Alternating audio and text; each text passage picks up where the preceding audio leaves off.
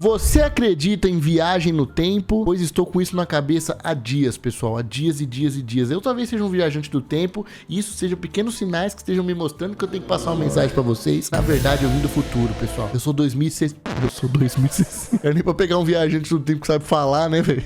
Pegou aqui que não consegue conversar. Eu sou de 2060, gente. As coisas, ó. Deu ruim, velho. O Mau virou presidente da república, pessoal. Vocês têm noção do que é isso? A última disputa foi ele, o John Vlogs e, sim, a Marina Silva. Ela voltou, porque na época ela não conseguiu e agora ela voltou pra tentar de novo, transformada em uma árvore. Agora tem isso aí também, o ser humano, ele consegue se transformar em matérias também. Então agora a gente pode ser um bicho, a gente consegue ser uma estante, o que a gente quiser. Tô aqui pra passar mensagem. John Titor, o maior mistério de viagem no tempo explicado. Vamos ver esse caso aqui porque é muito famoso e eu nunca tinha visto isso antes e eu tô muito curioso, realmente muito pensativo nisso nos últimos dias. No final dos anos 2000, em fóruns praticamente já esquecidos da internet, um usuário começou a fazer postagens totalmente estranhas, onde ele afirmava ser um viajante do tempo do ano de 2036.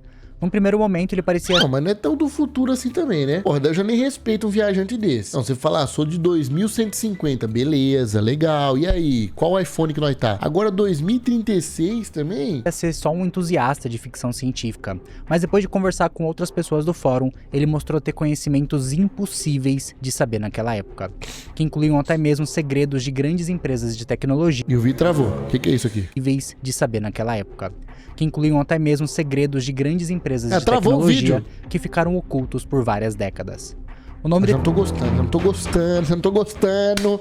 Eu tenho medo de eu ver um negócio que não é pra eu ver aqui e sei lá, velho, CIA, o FBI, acabar com a minha raça, sabe? Esse usuário era Time Traveler _01. Viajante do Tempo 01. Conhecido como John Titor. E até hoje as postagens dele escondem um dos maiores mistérios do mundo sobre viagem no tempo. Mas será que ele estava falando a verdade? Será que ele era realmente um viajante do tempo de 2036? Eu acho que não. Ou será que tudo não passava de uma farsa? Se tudo era uma farsa, como ele tinha acesso a tantas informações que só foram confirmadas muitos anos depois dele aparecer na internet? Quem realmente era John Titor? E por que esse é um dos maiores mistérios que existem até hoje? O início de uma lenda. O mistério de John Titor só é o que ele é hoje por causa das postagens estranhas que ele fez em fóruns antigos da internet. Mas eu fico me perguntando, se você é um viajante do tempo, você faria um post anônimo, praticamente, ou você falaria? Porque eu não sei se você falar também é prejudicial, que podem tentar acabar com você e te calar, né? Porque às vezes você pode estar realmente, né, passando uma informação e às vezes pode ter outros viajantes do tempo só pra impedir você de falar alguma coisa. Mas na verdade, ele já tinha aparecido pela primeira vez em 1998 em um programa de rádio quando um apresentador chamado Art Bell recebeu 2 faxes enquanto apresentava o Coast to Coast AM. Nesse programa, o Art Bell recebia várias ligações dos ouvintes para discutir sobre mistérios, teorias da conspiração e assuntos paranormais. Era um talk show noturno onde você podia enviar faxes pro Art ler ao vivo, durante um segmento chamado Open Lines. Você tinha liberdade para ligar ou enviar mensagens sobre qualquer tópico bizarro sem ser julgado. Então o Art já estava acostumado a receber várias ligações e mensagens de supostos viajantes do tempo. Qualquer pessoa podia mandar, né? Igual o pessoal que liga naquele negócio da igreja também, tem um canal disso, não tem? Mas no dia 29 de julho de 1998, ele recebeu um fax que falava que os contatos que ele recebia desses supostos viajantes, que alegavam vir depois do ano 2500, eram tudo mentira. Caro Art, tive que enviar esse fax quando ouvi outros viajantes do tempo ligando de qualquer época após o ano 2500 depois de Cristo. Por favor, deixe-me explicar. Aí é futuro, 2500. Puta que pariu. Cara, eu não acredito mais em futuro, sabe por quê? O Fantástico falou pra gente, se eu não me engano, 2020. Vai ter carro que voa. Não teve carro que voa. Muito pelo contrário, os carros não tá tendo nem mais espaço pra carro. Realmente deveria estar voando pra caber na rua. Então agora tudo que sai do futuro, eu virei ateu do futuro. A viagem no tempo foi inventada em 2034. Desdobramentos de certas pesquisas bem-sucedidas com reatores de fusão permitiram que cientistas no CERN produzissem o primeiro motor de singularidade contida no mundo. O design básico envolve singularidades rotativas dentro de um campo magnético. Ao alterar a velocidade e a direção da rotação, você pode viajar tanto para frente quanto para trás no tempo. O próprio tempo pode ser entendido em termos de linhas conectadas. Quando você volta no tempo, você viaja em sua linha do tempo original. Quando você desliga seu motor de singularidade, uma nova linha do tempo é criada, devido ao fato de que você e sua máquina do tempo estão agora lá. Em outras palavras, um novo universo é criado. Para voltar à sua linha original, você deve viajar uma fração de segundo mais para trás e imediatamente acionar o motor para frente sem desligá-lo. Cara, eu fico pensando, o que eu faria se eu voltasse no tempo? Tem um filme muito foda sobre um cara que ele tá na rua, aí ele vai atravessar, assim, uma rua, assim, e ele tá de bicicleta, ele é atropelado. E aí ele desmaia, e quando ele acorda... Ele... Como que é? Caralho, é foda, eu quero contar o filme, nem eu lembro. Eu sei que o cara, ele acorda e os Beatles, eles não sei lá, as letras dos Beatles não foram lançadas. Então ele sabe as músicas do Beatles, mas não foram lançadas. Então ele começa a escrever as músicas dos Beatles e lançar as músicas como se fosse dele. E aí, moleque, as pessoas passam a amar ele, porque falam, mano, esse cara é um gênio. Tipo, ele faz letras lindas e maravilhosas, ninguém nunca viu essas letras. Imagina que ele tinha uma cacetada de música dos Beatles que ele sabia, que ele era fã. Ele começa a cantar como se fosse dele. Então, tipo assim, isso é um exemplo de coisa que uma pessoa poderia fazer se voltasse no tempo, né? Alguns resultados interessantes disso são: 1. Você encontra a si mesmo. Eu fiz isso frequentemente, até levei uma versão mais jovem de mim mesmo para alguns passeios antes de me envolver à nova linha do tempo e voltar para a minha. 2. Você pode alterar a história no novo universo que acabou de criar. Na maioria das vezes, as mudanças são sutis. Às vezes, noto modelos de carros que não existem ou livros que são lançados com atraso. A mais antiga foi um arranha-céu que não foi construído perto de uma loja favorita minha em Nova York. Curiosamente, quando você viaja no tempo, deve compensar a órbita da Terra. Cara, é muito louco isso, porque realmente cada mudança, por mais sutil que seja, ela afeta tudo, mano. Se você decidir não ver esse vídeo que você tá vendo agora e ver outra coisa, a sua vida pode ser completamente diferente. Tipo, todas as escolhas que você faz te colocam no lugar que você tá. E tipo assim, são coisas minúsculas às vezes. Sei lá, como por exemplo, pedir uma comida em vez da outra, porque aí você fez um pedido, aquele motoboy que foi te receber te levou por aquele caminho que talvez, se ele tivesse ido pelo outro caminho pra entregar outra coisa, ele teria sido atropelado, batido a moto no meio do trânsito, ido parar no hospital. No hospital, a pessoa podia ter errado um ponto dele e sido demitida. O trabalho dela chegaria em casa triste, porque demitiu, brigou com o esposo. Mano, você tá entendendo? Pequenas coisas podem mudar muita coisa. Uma máquina do tempo não se move, você tem que ajustar os motores para permanecer no planeta quando desligar.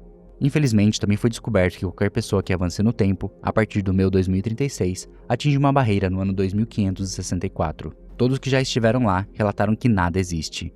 Quando a máquina é desligada, você se vê cercado por escuridão e silêncio.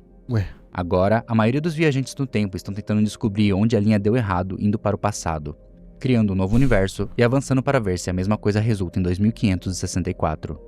Parece que a linha se corrompeu por volta do ano 2000. Estou aqui agora neste tempo para testar algumas teorias minhas antes de seguir em frente.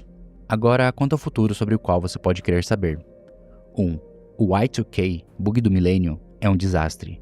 Muitas pessoas morrem nas rodovias congeladas, tentando chegar a climas mais quentes.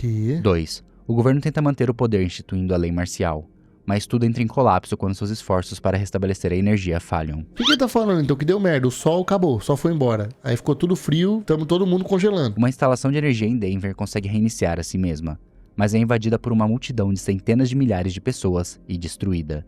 Isso convence a maioria de que talvez não devêssemos reativar o antigo sistema. 4. Alguns anos depois, um sistema de governo comunal é desenvolvido, após a Constituição sofrer algumas reviravoltas.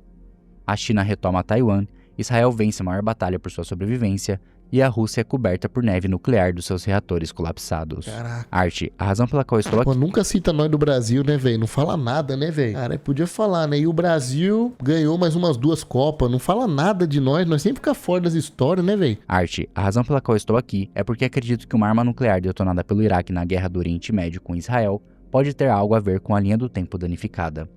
Vou testar essa teoria e entrarei em contato novamente. Por favor, rezem para que descobramos a razão pela qual não há futuro aparente após 2564. Num primeiro momento, esse fax ficou perdido junto com outros milhares de faxes que o Art Bell recebia no programa. De 2, uma. Na verdade, só uma. Essa pessoa é muito criativa, velho. Ou então, realmente existe uma viagem do tempo e essa pessoa escreveu tudo isso de forma detalhada. Mas só pode ser uma pessoa muito criativa, porque se você for um escritor, uma escritora, e você tiver uma mente legal, assim, você consegue de fato desenvolver uma ficção. Porra, existe Crepúsculo. Vampiro que brilha, irmão, e anda de moto e casa. Tá ligado? Harry Potter. Entra na parede, sai na escola lá. Esses bagulho é criativo, entendeu? Você tem que inventar um negócio desse. Então, pra inventar um futuro que também não existe, dá pra fazer se a pessoa for criativa. A parte mais importante aqui é o fato do bug do milênio que aconteceu no ano 2000 não ter sido o desastre gigante que o John Titor previu. mas ele deixou muito claro que quando ele voltou no tempo, ele criou uma nova linha que pode alterar a história que o John viveu na realidade dele. Isso fez com que todas as previsões dele fossem impossíveis de falsificar. Porque se em algum momento ele errasse, ele poderia argumentar que as coisas não aconteceram da forma que ele previu, porque ele criou uma nova linha do tempo. Além disso, diferente dos malucos que falavam de cristais ou magia, o Titor usou termos que são plausíveis para quem lia revistas de ciência popular. O fato dele ter citado CERN e singularidades rotativas fez parecer que ele tinha credibilidade técnica. E essa credibilidade aumentou ainda mais com Um segundo, Jesus, deixa eu te falar. Cara, muito foda seu vídeo, inclusive, eu tô preso aqui. Mas, galera, eu tava pensando aqui agora, tipo assim, como que é essa parada aí? Eles falaram que então funciona como? Na rotatividade. O que eu imagino, eu ignorante, que parei de usar na sexta série, não faço mesmo. Você senta na porra de uma cadeira, coloca um capacete de moto, com as panelas e uns... Sabe aquele negócio que escorre macarrão? Imagino isso. E começa a rodar a porra de uma máquina igual uma sonografia. Como que é uma sonografia? Ressonância magnética. Começa a girar aquela merda em volta de você até pegar um pico de energia que de algum jeito você se transporta para outro tempo. Mas como que você escolhe o ano? Ah, eu quero voltar 10 anos atrás. Como que você só não some assim, ó, e aparece na casa do caralho? Ou é quanto mais a máquina roda na velocidade X, você volta tantos anos na velocidade Y. Ou então você só morre, porque o corpo humano não deve aguentar uma pressão dessa, né? Na maior parte do fax, o John repete informações que já foram faladas no primeiro, mas aqui ele promete ter imagens que provam que ele é um viajante do tempo real. Caro Sr. Bell, estou feliz que você esteja de volta. Enviei essas informações por fax para você no dia anterior à sua saída do ar. Eu queria ter certeza de que não se perdeu na confusão, então estou enviando um presente. Se você já viu isso, por favor, aceite minhas desculpas. Se você decidir tornar isso público, por favor não publique o número do fax. Tive que enviar um fax quando ouvi o outro viajante do tempo ligando de um tempo recente. Na verdade, do ano 2500 depois de Cristo. Deixe-me explicar, Sr. Bell. Enviei um fax com esta abertura em 29 de julho de 1998. Como eu disse na época, sou um viajante do tempo. Estou nesta linha mundial desde abril deste ano e planejo partir em breve. Tipicamente, viajantes do tempo não afetam propositalmente as linhas mundiais que visitam. No entanto, essa missão é incomumente longa, e eu me apeguei a algumas pessoas que conheci aqui. Tá namorando. Porra, é foda. Se voltar no tempo e começar a namorar é foda. Por meus próprios motivos, decidi ajudar essa linha mundial compartilhando informações sobre o futuro com algumas pessoas, na esperança de que isso ajude o futuro delas. Estou contatando você pelo mesmo motivo. Infelizmente, não há referência histórica ao seu programa na minha linha mundial. Acredito que você pode mudar seu futuro criando um agora. Algumas das informações apresentadas no seu programa podem ser inestimáveis para pesquisadores futuros. Sugiro que você isole os programas que se concentram em tecnologia militar e novas teorias da física. Transcreva esses programas e coloque-os em um lugar seguro. Mano, que maconha foi essa que esse maluco fumou na hora de escrever isso aqui, velho? Porque esse cara não viajou no tempo, não. Que imagina o cara recebendo e lendo isso aqui e falando, mano, que é isso aqui, velho? Meu Deus do céu, mano. Eu recomendo algum lugar no meio oeste. Também peço insistentemente que reconsidere sua paranoia em relação aos russos. Eles não estão se preparando para a guerra com o cidadão americano médio. Eles estão se preparando para a guerra com o governo dos Estados Unidos. Eles acabaram salvando este país e a vida de milhões de americanos. Percebo que minhas afirmações são um pouco difíceis de aceitar. Então enviarei o seguinte assim que souber que você recebeu esse fax. Algumas páginas do manual de operações da minha máquina do tempo e algumas fotografias coloridas do meu veículo. Se desejar me contatar, ficarei feliz em compartilhar com você a natureza do tempo, a física da viagem no tempo e alguns dos eventos do seu futuro. Porra, mas daí você voltou já dando pro cara lá de 1960 a fórmula do tempo. Falou, irmão, não vou impactar no futuro, não gosto de mexer no mundial. Eu só ajudo uma pessoa ou outra, mas toque a fórmula de como viajar no tempo. Não, vai mudar em nada no futuro da humanidade. Não, fica tranquilo. Fica tranquilo que você não vai mexer em nada não. É só a vida dele que vai afetar mesmo, com certeza. Mais uma vez, o fax não foi assinado com nenhum nome e por muito tempo essa foi a última mensagem que a gente tinha desse misterioso viajante do tempo. É como se o John Titor estivesse testando as águas com Art Bell. Ele criou a possibilidade de multiversos para não ser desmascarado e preparou o terreno para entregar as evidências físicas e provar que ele realmente era um viajante do tempo. As pessoas que ouviram o programa ficaram curiosas para ver as provas que o John tinha, mas depois desse segundo fax, o John desapareceu. E as imagens de prova que ele disse ter ficaram perdidas por muito tempo. Até porque essas evidências só iriam aparecer em um fórum da Time Traveler Institute em novembro do ano 2000. Mas é muito específico também esse fórum, né? Não é nem um fórum... não sei se é um fórum muito famoso pra galera de lá, né? Antes do John Titor criar a reputação dele nos fóruns da Time Travel Institute, ele fez uma aparição em um sistema de IRC sobre viagens no tempo no dia 14 de outubro do ano 2000. Aqui a gente consegue ver a primeira aparição do usuário Time Travel _0. E ele se apresenta como John, um viajante do tempo de 38 anos que veio da Flórida no ano 2036. Nos logs dessa conversa... Muito bom que a galera pergunta, né? Meu PC pode travar a qualquer momento, então vou dar boa noite agora caso ele caia de novo. Aí a Yareza, tudo bom, boa noite. Aí o outro, que tempo que você é? 2036, pessoal, top, velho. Vocês estão jogando um novo Call of Duty, já troca de assunto, né? Tipo, normal, beleza. Nos logs dessa conversa, a gente consegue ver ele conversando com 3 usuários, o G, a Yareza e o Wyrmkin37. Eles fizeram várias perguntas sobre a vida pessoal do John, a missão dele e tiraram várias dúvidas sobre a viagem no tempo. E ele explica exatamente as mesmas coisas que ele disse nos faxes que ele enviou pro Art Bell. Por isso, mesmo sem uma assinatura ou um nome, a gente consegue ter certeza que aqueles faxes para Art Bell foram enviados pelo John. Mas no IRC, ele expande a história dele e diz que ele era um militar com uma missão de recuperar um computador que ficou perdido no ano de 1970. Tinha computador em 1975? Tá ótimo então, vai continuar. Eles continuaram conversando por alguns minutos sobre buracos negros e viagem no tempo, até que todos desconectaram do IRC. Mas conversar com só 3 pessoas não foi o suficiente para transformar o John Titor no ícone que ele é hoje em dia. E isso só aconteceu depois que ele respondeu um tópico no fórum Time Travel Institute que falava sobre paradoxos da viagem no tempo, no dia 2 de novembro do ano 2000. Uau, o Paul acertou em cheio. Eu já estava prestes a perder a esperança de que alguém soubesse quem era Tipler ou Kerr nessa linha mundial. A propósito, a número 2 é a resposta correta. E o básico para a viagem no tempo começa no CERN em cerca de 1 ano e termina em 2034 com a primeira máquina do tempo, construída pela GE. É uma pena que não possamos postar fotos, senão eu mostraria pra vocês. Ah! Você sabe viajar no tempo e não sabe subir um arquivo, porra? Porra, como assim? É que ele tava no anos 2000, né? Talvez esse fórum não permitia que subisse foto nessa época, né? Cara, por que eu tô acreditando, velho? Tô me sentindo idiota. Tipler e Kerr são 2 cientistas reais que escreveram teorias sobre a relatividade geral, e eles formam a base científica da máquina do tempo descrita por John Titor. Isso porque o Kerr provou que buracos negros rotativos existem e têm propriedades especiais. E Tipler provou que massa rotativa pode permitir viagem no tempo, mas precisava de massa infinita. O John Titor alegava que no futuro de 2034, de onde ele veio, os cientistas do CERN descobriram... Eu sou tão burro que eu não sei o que é massa. É tipo assim, de macarrão? Qualquer massa é massa? Tipo assim, é osso, é massa? Tudo é massa, eu acho, né? Tipo, esse controle aqui é massa, né? Como assim, massa infinita? O que é massa infinita, entendeu? E como você pode ver, o John estava tentando enviar imagens para mostrar como essa máquina do tempo funcionava, mas ele estava tendo problemas para postar imagens no fórum.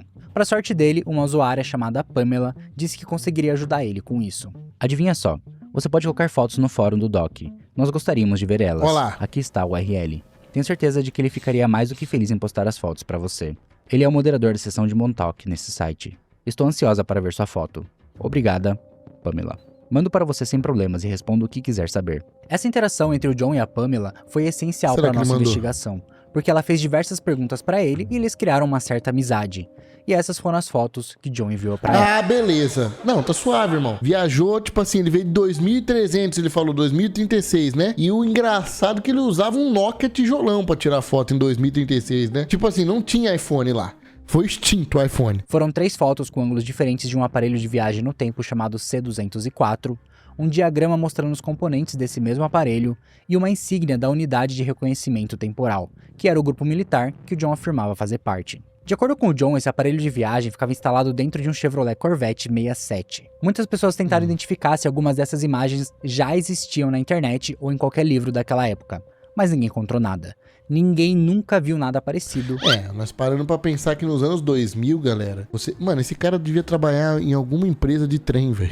Esse cara trabalhava no Brás. Tipo, ele era da CPTM, velho. Ele tirou essa foto aqui de um celular antigo, de um notebook, sei lá, e meteu esse louco. Mas, tipo assim, a gente tava nos anos 2000, então o Photoshop não era tão bom ainda, sabe? Tipo, os programas de edição, tudo era muito, muito escasso. Então não é como se alguém conseguisse manipular tão fácil uma imagem como hoje em dia, né? Mas será que ele tava falando a verdade? Será que aquilo era realmente uma máquina de viagem no tempo?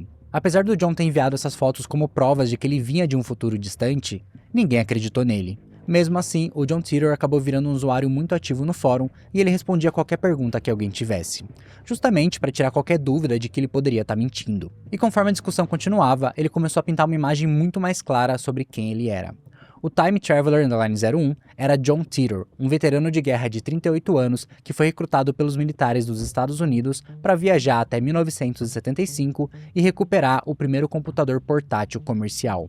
um IBM modelo 5100. Pra quê? O que tem na porra desse computador em 75 que vai mudar a história do mundo, velho? Computador super antigo que tinha uma função secreta que era necessária para evitar um colapso nos sistemas Unix de 2038. Você já deve ter ouvido falar do Y2K ou do bug do milênio, né? Que foi quando todo mundo ficou com medo que todos os computadores iam parar de funcionar quando o ano virasse de 1999 para 2000. Isso porque os... Isso me lembrou o tanto de vezes que falaram que o mundo ia acabar. Vocês lembram disso? Quando lançou o filme 2012, que até hoje eu não assisti esse filme. Que, mano, todo mundo achou que o mundo ia acabar em 2012. Aí todo mundo achou que o mundo ia acabar em 2020. Aí esses dias minha mãe falou... Sem brincadeira, eu tava viajando. Eu tava indo pro estádio assistir o jogo do Brasil na Copa. Minha mãe falou, não entra no estádio. Eu falei, nossa, aconteceu alguma coisa, né? Alguma coisa aconteceu no Brasil, vou ter que voltar. Falei, o que aconteceu? Ela falou, os ETs vão descer nesse jogo. Vão levar o Neymar, o Vini Júnior e algumas pessoas da arquibancada. Falei, meu Deus. Falei, incrível. Como que faz pra ser selecionado pra dar esse passeio? Vini Júnior, Neymar e alguns torcedores serão selecionados. Então, tipo assim, o mundo já foi dito que vai acabar várias vezes, né? Várias vezes a gente fala que vai acabar, que não vai. Aí tem a certeza mesmo que os cientistas fizeram a conta lá. Falou, gente, fudeu. O sol vai explodir uma hora lá, mas vai demorar, já vai estar tudo pro caralho. E aí vai acabar mesmo, alguma coisa vai dar merda. Mas até lá, puta que pariu, vão inventar mais um monte de vezes que o mundo vai acabar. Computadores daquela época tinham pouca memória e para economizar espaço, o ano era abreviado só com 2 números. Isso significava que quando o 99 virasse 00, ele ia voltar para 1900 ao invés de virar para o ano 2000. E isso ia fazer com que todos os computadores dos bancos, das redes de energia elétrica, do governo, dos aviões, de tudo, parassem de funcionar. E isso foi um problema real, mas o pânico que foi criado em cima disso foi muito maior do que o que realmente aconteceu. As pessoas achavam que o mundo ia acabar, mas as empresas de tecnologia já estavam preparadas há muito tempo para isso. Então, quando o ano virou, tudo continuou funcionando normal. Pouquíssimas coisas deram problema. E esse colapso nos sistemas Unix de 2038... Cara, mas eu entendi o que ele quis dizer. Ele quis dizer, então, que o fato de ter sido inventado esse possível colapso que aconteceu nos anos 2000, fez as empresas se prepararem para que ele não existisse. E isso faz sentido. Porque, tipo assim, elas se prepararam para algo que poderia acontecer, reforçando os servidores, né? Reforçando provavelmente a estrutura. Então, de fato, isso ajudou a prevenir que acontecesse alguma coisa assim. Só que diferente do bug do milênio, o bug de 2038 é um problema matemático fundamental da arquitetura de hardware. Isso porque os sistemas Unix medem o tempo em segundos desde o dia 1º de janeiro de 1970. E os computadores com arquitetura de 32 bits conseguem chegar no número máximo de segundos de até 2.147.483.647, que vai ser atingido justamente no dia 19 de janeiro de 2038. Quando o relógio tenta somar mais um segundo nesse número, ele vai bugar e mudar de positivo para negativo. Então a data vai mudar de 19 de janeiro de 2038 para 13 de dezembro de 1901. E isso vai causar diversos problemas em todos os sistemas. Provavelmente muitas coisas iriam parar de funcionar. Que louco. A única isso. maneira de resolver isso é atualizando os sistemas de 32 bits para 64 bits. Aí não consegue viver um pouquinho mais. Que bom que o meu computador já é esse. Nossa, graças a Deus, meu Windows já é 64 bits, pessoal. Então, ó, quem vai morrer em 2038, quem mandou, né? Tá com o computador mais antiguinho. E alteraria o limite de ano de 2038 para algo por volta do ano de 292 bilhões. Tá ótimo, subiu bastante. Tá bom demais. De 38 para 2 bilhões, tá ótimo. De acordo com o John, ele precisava do IBM 5100 porque esse computador tem uma função secreta que conseguia traduzir linguagens de programação antigas, como APL e BASIC, para sistemas mais novos. Isso era importante porque na realidade do John, eles ainda usavam máquinas de 32 bits, que precisavam de uma correção no software para continuar funcionando. Então, até que faz sentido, né? Mas muita gente acreditava que o John estava inventando essa função secreta. Mais uma vez, apesar da história do John ter fundamentos reais, todo mundo ainda estava duvidando dele. Mas em 2004, 4 anos depois do John Titor ter falado tudo isso na internet, essa função secreta foi confirmada publicamente pelo engenheiro da IBM, Bob Duke, que ajudou a projetar o IBM 5100. Aí fudeu. De acordo com Bob, essa funcionalidade existia e a IBM manteve ela escondida para evitar que os concorrentes roubassem essa tecnologia. Esse é um detalhe técnico obscuro que era praticamente impossível alguém saber. A menos que ele seja o técnico da IBM, velho. O cara fez um monte de computador, ficou rico e falou, mano, quer saber? Vou inventar umas mentiras no fórum aqui agora. Até porque essa informação não podia ser encontrada na internet ou em manuais de usuário. Ela era uma informação conhecida quase que exclusivamente por engenheiros veteranos da IBM. Isso só podia significar que o John tinha acesso a informações que uma pessoa comum não tinha no ano Privilegiado, 2000. né? Ou que ele poderia realmente ser um viajante do tempo que veio do futuro. Como um viajante do tempo postando em fóruns é algo que chama muita atenção, os acessos nesse tópico explodiram. E a coisa mais lógica que as pessoas poderiam pedir pro John são previsões do futuro. É, prova. Mano, não teve nada normal que ele falou? Tipo assim, o Corinthians vai ganhar tal campeonato, quem vai ganhar a Copa do Mundo de não sei quem vai ser o presidente dos Estados Unidos no ano 2000 e pouco. Tipo, umas coisas, mano, que com certeza alguém responderia um viajante do tempo. Ele recebeu todo tipo de pergunta relacionada a números ganhadores da loteria, o mercado de ações e resultados de jogos de vários esportes diferentes. Política. E é por isso que o John decidiu criar algumas regras. Ele ia responder qualquer dúvida, mas ele não iria falar sobre coisas como números ganhadores da loteria ou mercado de ações, até porque ele não estava interessado em ajudar ninguém a ficar rico, e mesmo se ele tivesse, ele não ia conseguir lembrar números tão específicos. Além disso, o John falou que não ia dar nenhuma informação sobre terremotos, bombas ou qualquer ação futura de pessoas individuais. Caralho, mas isso é foda também, né? Ah, se eu viajar no tempo, fudeu. Eu vou falar, galera, não vai ninguém ali naquele lugar aquele dia que vai dar merda, pessoal. Posta aí no que é ICQ que vocês estão usando hoje em dia, MSN. Entra e sai do status do MSN assim, ó, vai dar merda, avisa. Porque, porra, né? Qual que é a missão dele? E outra, eu não entendi, ele falou ali, algumas pessoas eu quero ajudar ela na vida delas. Ele se apaixonou, que nem ele falou, ele tava preso com algumas pessoas que ele se envolveu. E ele tentou ajudar essas pessoas. Por que não falar um númerozinho da Mega Sena, né? Porra, bobeirinha também. O John disse que em 2004 as Olimpíadas iam acabar por causa de uma guerra civil que ia começar no mesmo ano nos Estados Unidos. O que aconteceu? E isso ia afetar o mundo inteiro. Pamela, o que começou a guerra? E quem lutou nela? Quem venceu? Quais países foram destruídos? E o que sobreviveu? Time Travel _0. Uau, essa é uma grande pergunta. Há uma guerra civil nos Estados Unidos que começa em 2005. Esse conflito se intensifica e diminui ao longo de 10 anos. Em 2015, a Rússia lançou um ataque nuclear contra as principais cidades dos Estados Unidos, que são o outro lado da guerra civil da minha perspectiva, contra a China e a Europa. Os Estados Unidos contra-atacam. As cidades do Zewa são Fora que eu não vou saber dizer aqui se aconteceu ou não, porque eu sou muito ruim de história e geografia. destruídos junto com a AFE, o Império Federal Americano. Assim, nós, no campo, vencemos. A União Europeia e a China também foram destruídas. A Rússia agora é o nosso maior parceiro comercial e a capital do Zewa foi transferida para Omaha, Nebraska. De acordo com o John, esse conflito continuou crescendo até 2015, quando a Rússia lançou um ataque nuclear nos Estados Unidos, China e Europa. Isso porque a Rússia estava tentando destruir o Império Federal Americano para ajudar os civis rebeldes a vencer essa guerra civil. O que tá acontecendo aqui que não aconteceu exatamente do jeito que ele falou, mas pelo que eu pesquisei aqui, realmente, não, tá tudo errado, velho. Aconteceu porra nenhuma, velho. Caralho, mas por que pesar o clima também, né? Ai, não sei quem destruiu tal país. Porra, falou aí, sei lá, lançou o PlayStation 5. Tô falando, uns bagulho mais besta, sabe? As pessoas também querem saber tudo da destruição. Ai, não sei o quê, quem que matou quem. Porra, fala uns bagulho bobo. Esse ataque nuclear dividiu os Estados Unidos em 5 regiões diferentes, cada uma com seu presidente. Isso mudou totalmente a estrutura da sociedade no mundo inteiro. Pamela, quais são algumas de suas memórias de 2036? Time Travel _0. Eu me lembro de 2036 muito claramente. É difícil descrever 2036 em detalhes sem passar muito tempo explicando por que as coisas são tão diferentes. Em 2036, eu moro na Flórida Central com a minha família e atualmente estou ficando em uma base do exército em Tampa. Uma guerra mundial em 2015 matou quase 3 bilhões de pessoas. Já mentiu que não teve essa porra. As pessoas que sobreviveram se tornaram mais unidas. Caralho, mano, ele descreveu Thanos, né? Será que ele tava falando do filme, velho, do Avenger? Ele meio que, porque 3 bilhões de pessoas, metade dos bilhões das pessoas tem 7 no mundo? Mano, ele descreveu o roteiro da Marvel. Caralho, será que o roteiro da Marvel os caras pegou do fórum aqui e falou, mano, legal isso aqui que ele falou, hein? De alguém estralar o dedo e morrer metade da galera? Não existe um grande complexo industrial criando massas de alimentos inúteis e itens recreativos. Alimentos e gado são cultivados e vendidos localmente. Que? Voltamos nessa época? Do escambo? As pessoas passam muito mais tempo lendo e conversando juntas cara a cara. Não tem mais porra nenhuma, morreu todo mundo. A religião é levada a sério e todas sabem multiplicar e dividir de cabeça. Dá pra ver que a narrativa... Caralho, o que tem no futuro? A galera vai aprender a fazer conta de vezes. Ele tem respostas pra todas as perguntas. Para, Jesus! Para! Ele tá metendo louco, Jesus! Tá louco? A mulher respondeu o que aconteceu. Ele falou que morreu 3 bilhões de pessoas e que a galera faz conta de vezes e vende gado e troca por batata. Como que ele tem resposta pra tudo? Olha que absurdo! Claro que lendo tudo isso hoje, a gente consegue ver que nenhuma das previsões que ele fez aconteceram.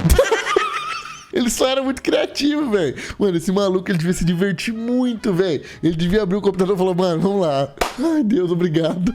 Mais um dia. Aqui no futuro, nós trocamos batata por serviço. Tipo assim, deve ter virado um negócio que deve, mano, ele devia rachar o bico fazendo isso aqui. Mas pensa que nos anos 2000, essa história que o John Titor contou na internet era tão convincente que muitas pessoas ainda acreditam que as previsões dele estavam corretas. O problema é que a partir do momento que ele voltou no tempo, ele mudou. Ele criou outra linha do tempo que mudou totalmente os acontecimentos que ele tinha previsto.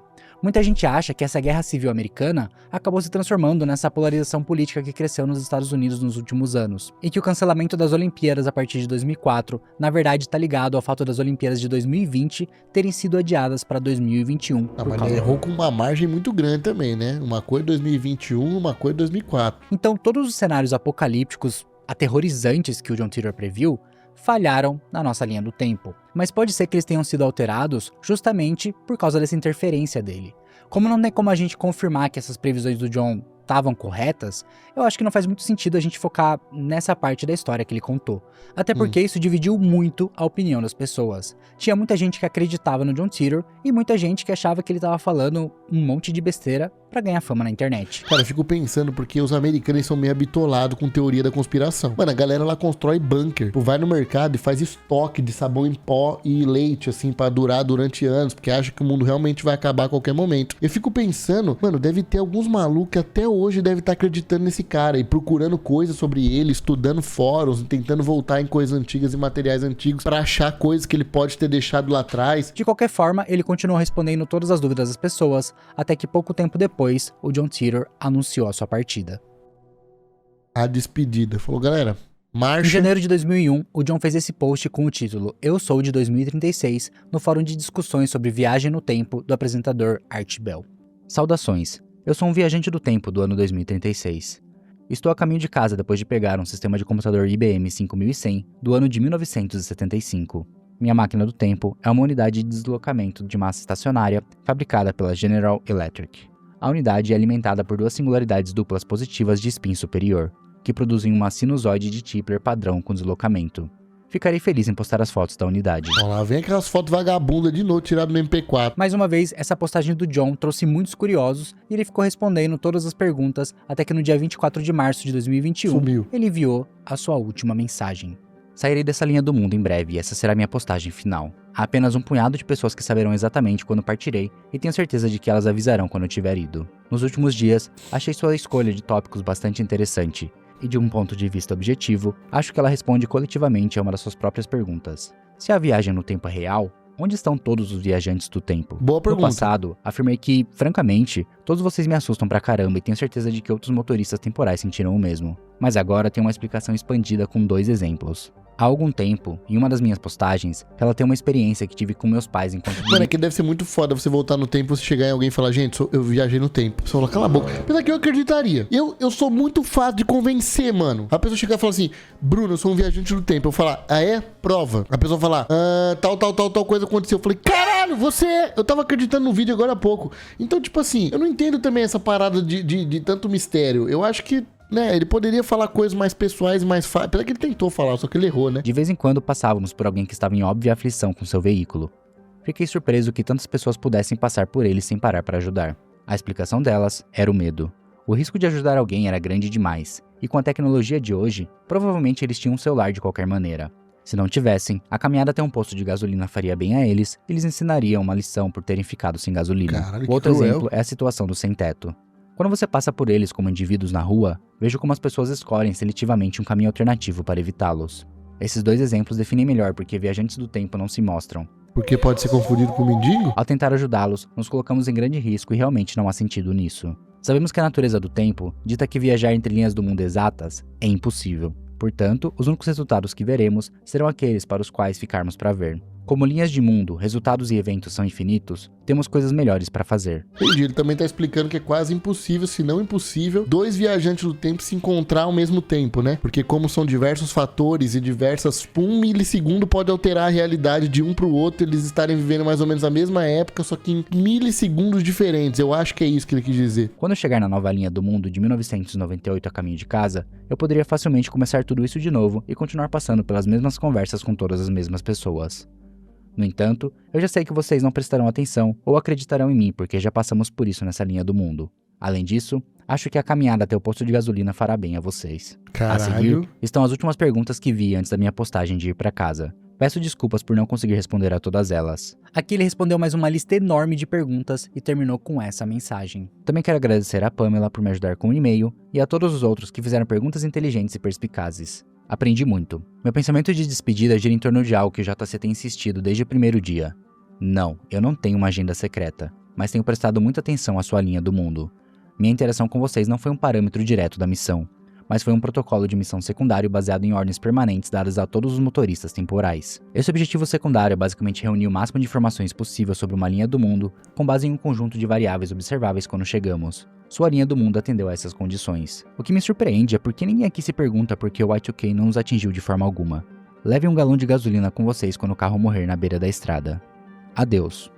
John. Entendi porra nenhuma, velho. Entendi, foi nada. Eu ia ter terminado o texto e falar, caralho, velho. Eu devia ter insistido pra ele passar o número da Mega Sena. Falar, qual telecena que foi premiado? Qual o estado do Brasil? Mano, falar pra ele quando começou a Blaze. Falar assim, nossa senhora, vou entrar logo no começo. E essa foi a última vez que o John Titor fez uma postagem na internet. Ele desapareceu com uma mensagem totalmente enigmática falando que você deveria levar um galão de gasolina com você pra quando seu carro morrer na beira da estrada. E nunca mais foi visto. E o problema disso é que agora vai aparecer 1 milhão de moleque agora criando conta com esse nome, se fingindo se passar por ele, né? Tudo isso que eu te contei foi só uma parte de um legado enorme de mensagens que ele deixou na internet. Tem um documento no Internet Archive com todas as mensagens e conversas do John, com quase 400 páginas, Caralho. que mostra tudo isso que eu falei de uma forma muito mais completa. Então eu resumi bastante para você conseguir entender quem é o John Titor e qual é a história que ele contou. Mas apesar dessa ter sido a última postagem dele, esse foi só o início de um dos maiores mistérios que existem até hoje. Até porque a gente ainda não tem uma resposta de quem é a pessoa real por trás do John Titor. Eu vou desconsiderar a possibilidade dele ser um viajante do tempo, até porque não existe nenhuma prova para isso. Sem contar que eu não acho que um viajante do tempo ia voltar do futuro pra ficar mais de 2 anos conversando com pessoas aleatórias em Também fóruns da acho. internet. Eu não acho que... Tipo, ele tá com o rolê de recuperar o notebook, mas fica de zap no fórum, velho. Tipo assim, e nada ali parece que agregaria muito, né? Se ele fossem pessoas que realmente ele conhece, quisesse ajudar, tipo o que ele fez com o cara lá do fax, aquilo eu achei foda. O que foi a parada? O cara do fax tinha um tipo de pesquisa falando sobre máquina do tempo, só que ele fala na mensagem que ele viu que no futuro a pesquisa dele ninguém notou. Então meio que o cara cagou e ele nunca teve sucesso em realizar essa pesquisa e ser reconhecido por isso. Aí ele vai lá e manda um documento falando, é assim que funciona a viagem do tempo. Posta sobre isso que você vai ter relevância e você vai conseguir conquistar o que você tá tentando. Mas por que será que o John ficou tantos anos sustentando essa história? Será que ele era só um troll da internet que decidiu criar um personagem e a narrativa dele acabou virando uma bola de neve que saiu fora do controle? Ele pode ser maluco também e acreditar que tava acontecendo tudo aquilo, né? Será que tudo era só uma espécie de jogo de realidade alternativa? Ou será que existia um objetivo secreto por trás de tudo isso? Fundação John Titor. Depois desse desaparecimento do John, os fóruns do Artbell foram encerrados porque o custo para deixar ele rodando não era economicamente viável.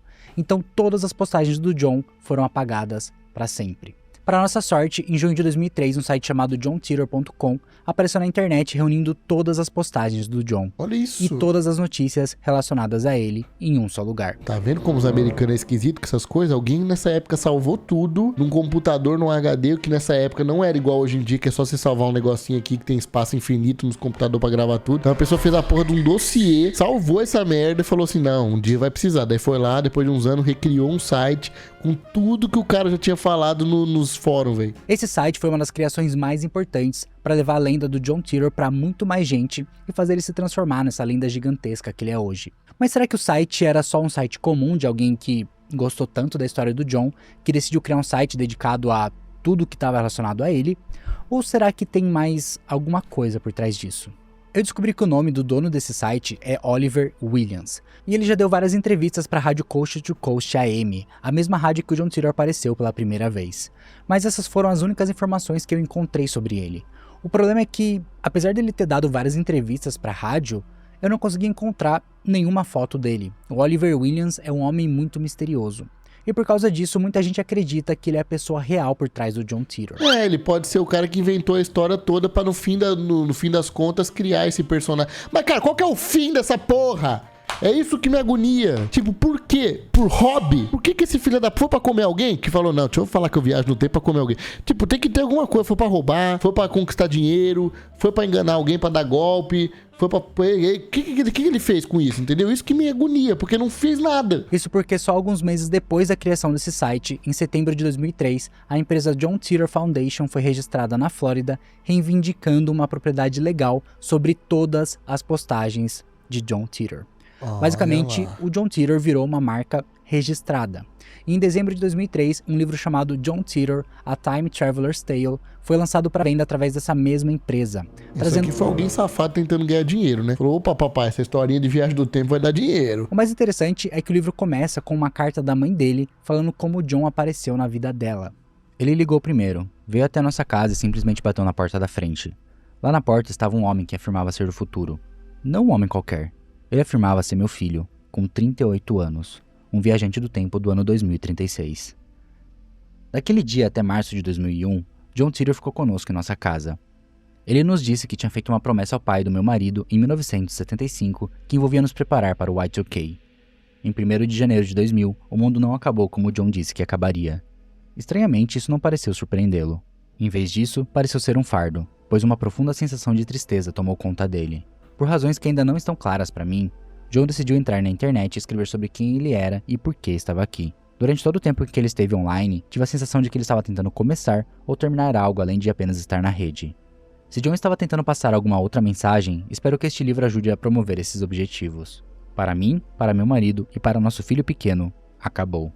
Mãe de John Titor. Acabou o quê? Eu não entendi. Ela acreditou nele, então? Ela realmente achou que era o filho dela na porta dessa casa? Essa mulher existia? Quem que era essa mulher? Basicamente, o livro pega todas as mensagens, imagens e conversas que o John teve online e adiciona várias linhas em itálico mostrando comentários da mãe do John. Isso significa que ele foi escrito e publicado pela própria mãe dele. Provavelmente foi a mãe do John que criou a empresa e transformou o John Titor em uma marca registrada. E será que essa mulher, na verdade, não é escritora disso tudo? Tipo assim, mano, ela pode ser criadora de todo esse universo. Assim como nós citamos mais cedo Crepúsculo e Harry Potter, J.K. Rowling, sua cachorra, essa mulher pode ter criado essa história toda desde sempre. Ou pelo menos é isso que todo mundo acreditou na época que o livro foi lançado. E é aqui que essa história fica muito mais estranha.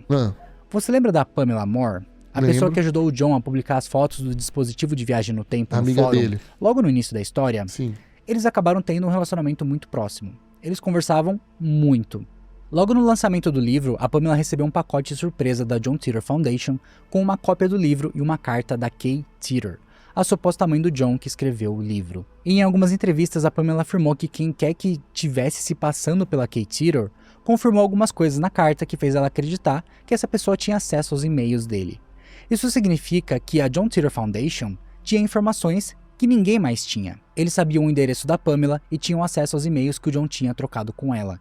Então é impossível que eles sejam uma fraude criada só pra lucrar em cima de um mistério da internet. Não, é possível sim. Mas é possível também que eles quiseram fazer a teoria ficar ainda mais real, né? Mandando um livro pra ela e ela postando, galera, realmente, ele apareceu de novo. Comprem o livro, é verdade, a mãe dele mesmo que escreveu. Eles realmente tinham uma conexão real com John Titor. Será que eles trocavam nude nessa época por e-mail? Que estranho, né? Porque antigamente a gente não tinha o que fazer. Como que era nude? Botava o rabo no fax? Quem enviou esse livro pra Pamela, com certeza participou na criação de toda essa história. Tá. Só alguns meses depois do livro ser lançado, ele começou a ser anunciado no site do Oliver Williams. Que até aí tudo bem, né? Ele gostava muito da história do John, então faz sentido ele querer anunciar o livro contando a história dele. Mas aqui ele fala que vai trazer informações sobre o advogado por trás do livro, que aparentemente entrou em contato com a mãe do John para ajudar ela a publicar. Alguns dias depois, ele fez uma postagem com um link que leva até uma loja com vários itens com a marca John Titor. Tá vendo, mano? Mano, isso aqui já perde o propósito, velho. Você acha que o cara que viajou no tempo vai fazer um site pra vender caneca com o nome dele? Qual que é o ego do maluco? O maluco é um soldado que voltou pra recuperar um notebook. Aí do nada estão vendendo caneca dele, camiseta, assim. Não fique triste, John Titor não gostaria de te ver assim. Porra, não dá, velho. Até que finalmente ele manda as informações sobre esse advogado que aparentemente representa a família Titor. O nome dele é Larry Haber, um advogado da cidade de Celebration, na Flórida. E ele vai ser uma pessoa extremamente importante pra gente desvendar esse mistério por trás do John Titor. Família Haber. Depois que o Larry Haber apareceu no meio dessa história, ele acabou virando o porta-voz da família Titor. Sempre que alguém tinha alguma dúvida sobre a história do John, ele era a pessoa que respondia a tudo. Que, de certa forma, até faz sentido considerando o fato que ele era o representante legal responsável. Cara, essa mãe nunca apareceu? E quantos livros será que vendeu? Não deve ter dado muito dinheiro também, né? Eu acho que nisso aí essa galera ambiciosa se ferrou, porque não é possível que vendeu muitas cópias do livro do cara, do Viajante no Tempo. Que precisaria provavelmente de um impulsionamento da televisão, falar sobre o caso, e matérias, e jornais, sair sobre isso. Mas não deve ter vendido muito. Ou vendeu também nessa época, não tinha internet como tem hoje, né? De acordo com o site do Larry, ele é um advogado especializado na indústria de entretenimento e já trabalhou como advogado interno até mesmo na Universal Studios e na Disney por mais de 7 anos. Foda. Então ele tem uma bagagem enorme na indústria do entretenimento. Mas o envolvimento dele nessa história foi tão grande que muitas pessoas começaram a suspeitar que ele poderia ser a própria pessoa por trás do John Titor. Entre 2006 e 2008, o Larry participou de 3 entrevistas diferentes na rádio Coast to Coast AM para dar mais informações sobre a família do John Titor e contar como ele acabou se envolvendo nessa história. Na de 2006, ele até respondeu algumas perguntas que fizeram para Kay Titor, mas ela decidiu não aparecer e responder tudo através do Larry. Isso e sinceramente é algo completamente estranho. Eu tentei procurar várias informações sobre essa mulher chamada Kay Titor, mas eu não consegui encontrar nada. Ela é uma pessoa muito misteriosa que nunca mostrou o rosto ou a voz em nenhum lugar. Não, eu acho que ela realmente não existe. Eu acho que ela foi a assinatura usada pra ganhar grana em cima disso. Ele falou, cara, vamos criar essa escritora, né, que vai ser a mãe desse viajante no tempo e vamos fazer uma grana em cima dela, velho. Vamos botar pra emocionar o público, falar que ela é a mãe dele, que ele apareceu na porta da casa dela também. Todas as vezes que a Kay precisava responder alguma coisa, tudo era respondido através do advogado da família, o Larry Haber. De acordo com ele, a Kay era uma pessoa muito reservada e queria privacidade. Mas o mais estranho é que ela parecia não ver nenhum problema do advogado dela ficar indo em vários... Olha esse cara aí, velho. Ele parece aquele maluco do Senhor dos Anéis, o Sméagol, velho, que fica atrás do anel. Eu não confio nesse cara aqui não, velho. Tudo começou a parecer que essa Kay Titor era na verdade uma pessoa inventada pelo Larry Haber, para ele provavelmente proteger e monetizar a história que ele tinha criado. Lembra que eu falei que a história do John Titor tinha virado um livro e eles começaram a vender camisetas e canecas com a marca dele?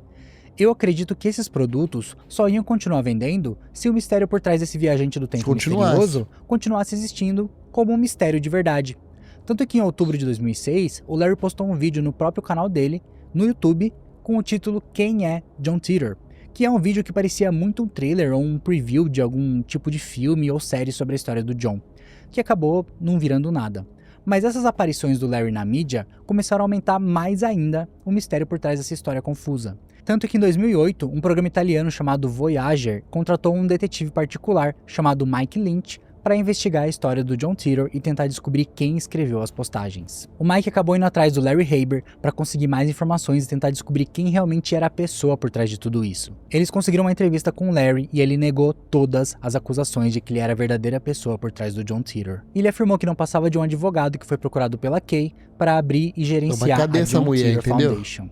Mas pelo menos até agora, o fato dele ter postado esse vídeo no YouTube, dele ser o porta-voz da Kay Titor e ser o dono da empresa John Titor Foundation... E outra, que advogado é esse aí, velho? Que advogado tem acesso ao canal do YouTube, o advogado que faz as canecas, velho? Que porra é essa? Não faz sentido isso. Eu acho que esse cara provavelmente ele tem essa parceria, né, meio que comercial com o cara que criou a história e eles juntos se ajudam ali a dar um jeito de ganhar dinheiro com isso. Só indica que ele é a pessoa principal por trás de todo esse mistério. Para piorar, em novembro de 2009, ele postou um outro vídeo com uma carta que, de acordo com ele, foi escrita por um John Titor de outra linha do tempo. E junto desse vídeo, ele lançou um site chamado JohnTitterFoundation.com, que mostra uma tabela com o John 1 e o John 2. Será que existe aqui ainda? Opa! Entrou. Aqui são os anos quando ele apareceu e os posts, mas não dá pra clicar em nada, né? Aí pensou, nós clica num bagulho assim, eu tenho essa brisa, sabia? É um bagulho meio Cellbit aqui. Você clicar num cantinho da esquerda, assim, pum, abre uma aba que ninguém nunca tinha clicado ali. Basicamente parecia que ele tava tentando expandir o mistério por trás da história pra continuar lucrando com os produtos que ele tava vendendo. Então é isso, né? Obviamente, o Larry Haber é o John Titor. Ok. Na verdade, talvez a resposta não seja tão simples assim. Porque durante a investigação do Mike Lynch, ele descobriu que o Larry tem um irmão chamado Richard Haber, que por acaso estava visitando o Larry enquanto o Mike estava investigando essa história. O Mike Lynch descobriu que o Richard era técnico de TI, o que significa que ele poderia ter o conhecimento técnico para falar sobre o IBM 5100 da maneira que o John Titor fez. Então pode ser que o Larry não tinha o conhecimento técnico para criar toda essa história, mas o Richard, sim. E essa foi a conclusão do Mike Lynch para o programa italiano. Richard Haber era o John Titor e o Larry estava ajudando ele a ganhar dinheiro em cima dessa história. Para aumentar ainda mais essa teoria, um dos maiores investigadores sobre esse mistério, o youtuber John Hasimos, do canal Hoax Hunter, publicou um vídeo em março de 2009 falando sobre a identidade do John. Pouco tempo depois, em abril de 2009, ele publicou um outro vídeo com atualizações sobre o caso e disse que a caixa postal da John Titor Foundation, que estava registrada no nome do Larry Haber, já tinha sido registrada no nome de uma pessoa chamada John R. Haber. Isso levou Hasimos a chegar na mesma conclusão que o programa Voyager. O R não... Só que o que me faz pensar que esse cara aí que é o irmão dele, que é esses dois aí que estão fazendo essa patifaria, eu tenho a impressão que eles são meio charlatão, assim, só de olhar e entender um pouco a história. Talvez eles nem criaram esse personagem. Eles realmente só souberam disso depois de anos e fingiram que foi eles que criaram. Tá dando pra entender o que eu falei? Porque, tipo assim, não tem prova de quem é aquilo. E outro, o registro. Eu que fiz, tá? A prova. Não tem muita prova. Eles só registraram primeiro que todo mundo. Até porque ninguém quis registrar isso antes, porque provavelmente era uma brincadeira ou alguém que tava, sei lá, chapado escrevendo essas coisas no texto, então ninguém, né, ninguém fez uma declaração de que aquilo era da pessoa e eles pegaram pra eles. O nome da caixa postal é a evidência que sugere que o Richard estava envolvido na história do John Titor. Infelizmente, eu não consegui encontrar nenhuma informação na internet que comprove que essa caixa postal já pertenceu a uma pessoa chamada John R. Haber. Mas com todas as investigações apontando pro Richard Haber, ele acabou... Tipo, olha a carinha desse filho da puta aqui. Você acha que ele tem uma carinha de que inventou essa história? Mano, esse maluco tem uma cara de ser burro, velho. Tipo assim, sabe aqueles caras bem bobão assim, mano? Que ele não teria essa capacidade de criar essa história toda aí enigmática e cheio de argumentos, sabe? Ele tem cara de um bobão meio charlatão, sabe? Esses caras meio golpista, que você fala assim, nossa, esse aí aplica golpe. Esse aí já foi preso umas 2 vezes. Pra você ter uma ideia, o próprio investigador da Voyager, o Mike Lynch, assistiu esse vídeo do John Hasimos e mandou um e-mail pra ele. Oi, John. Pode me chamar de Mike. Se você estiver na Flórida algum dia, posso te mostrar o arquivo do caso e as provas que reuni durante a investigação. Tem a papelada referente à fundação e à caixa postal, que consegui levantar usando diretórios de referência cruzada. Richard Haber era muito quieto e muito estranho. Achei também esquisito que ele tenha voado de Nova York apenas para estar presente na entrevista. E quando ambos foram questionados fora das câmeras sobre quem lucraria com a Fundação John Titor e qualquer acordo de filme ou livro, eles admitiram que a responsabilidade final era deles. Eu tinha discutido isso com Larry Haber porque ele possui todos os direitos e direitos autorais da história. E onde o escritório estava localizado, dentro da Faculdade de Direito de Stetson, foi ele quem alugou o escritório lá. Quando eu cheguei ao escritório, o espaço estava ocupado por outra empresa. Eu também estava seguindo algumas pistas sobre o acordo do filme com a Universal e a Disney. Tá vendo, mano? Olha isso aí. Olha o potencial de dinheiro que tinha essa porra, rapaziada. Mano, porque isso aí poderia ter virado um filme ou uma série bizarra. E não é faturar 15 canecas vendidas, não. É faturar milhões de dólares. Porque é uma história muito interessante. Tipo, se nós parou pra ver esse vídeo aqui, todo mundo clicou pra ver esse vídeo. Eu fiquei aqui 1 hora assistindo esse vídeo. Você ficou, sei lá, quanto tempo ficou o react disso aqui também assistindo. Ele produziu esse documentário. É porque é uma história interessante pra caramba. Isso aqui sendo contado de uma forma lúdica por um serviço de streaming, né? Fazer uma série, um filme disso aqui, mano, ia ficar muito da hora. Também questionei o nome Titor e concluí que era um jogo de palavras com Time Traveler ou tem 1 tonelada de papelada. Se estiver interessado em algo específico, é só pedir e verei o que posso fazer por você.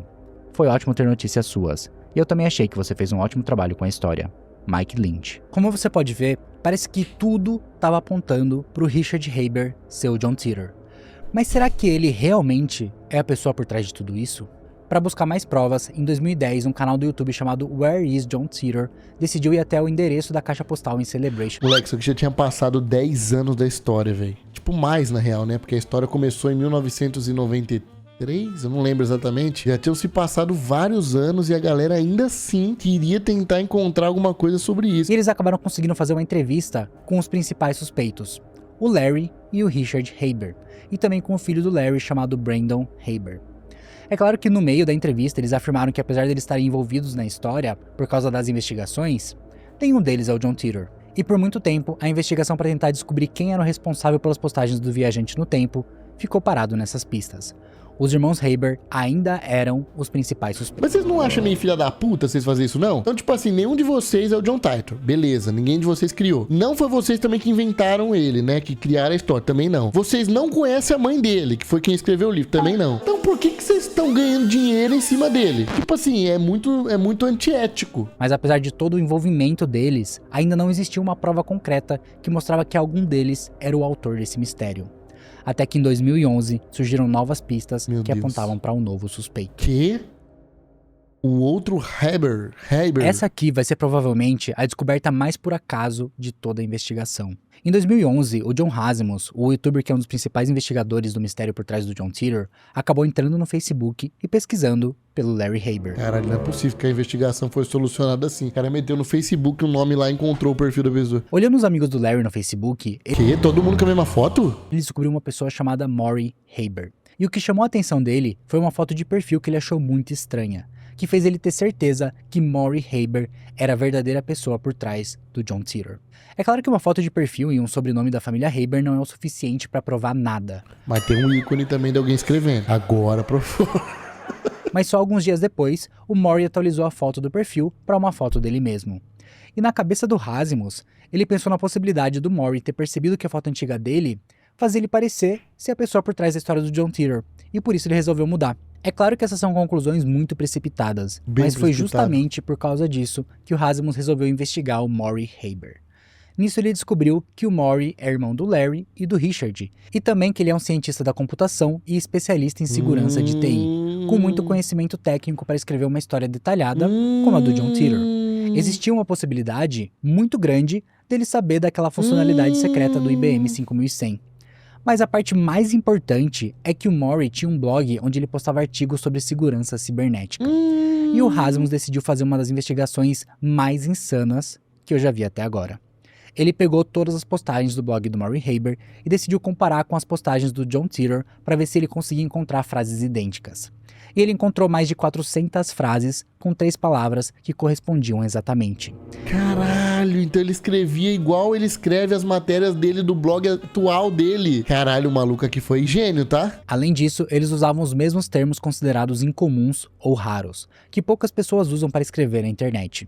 É claro que isso não é uma prova 100% concreta de que... mas isso aqui é foda, velho. É tipo você comparar, tipo assim... Tá, é tudo bem que muita gente escreve parecido, ainda mais na internet, que a gente abrevia a palavra, o corretor acaba mudando uma coisa ou outra. Mas tipo, expressões... Tipo assim, por exemplo, sei lá, eu falo muito top. Aí você vai ver o texto meu comparado com o texto de alguém que eu finjo que eu não sou, ali tá top, top, top, top. Você fala, porra, é o Bruno que tá falando top, né? Mas é uma pista muito grande. É interessante. Até porque por mais que todo mundo aprenda a escrever a mesma língua, a forma que a gente constrói as frases é diferente. É totalmente baseada no tipo de conteúdo que a gente consome e a cultura que a gente está inserido. Então é muito difícil eu escrever ou falar da mesma forma que você, por exemplo, por mais que a gente fale a mesma língua.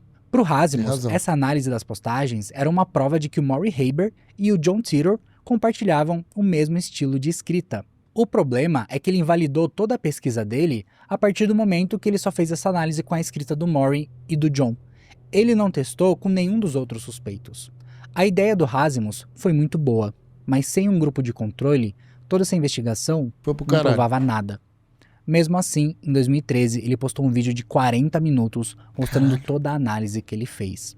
E esse vídeo foi responsável por causar um dos maiores deslizes da família Haber até agora. Isso porque só um dia depois do lançamento do vídeo, quando o vídeo ainda tinha só cerca de 2.000 visualizações, ele recebeu um e-mail criticando o trabalho dele. Esse e-mail veio de Arthur Haber. Mano, 2013, velho, o YouTube tava começando a acontecer as coisas, velho. Nós tá falando de 13 anos atrás, era bem no começo, essas coisas nem te alcançam. Se essa história fosse hoje em dia, moleque, tava na Choquei já, o Léo Dias falando no programa dele. Obrigado pela diversão matinal de hoje.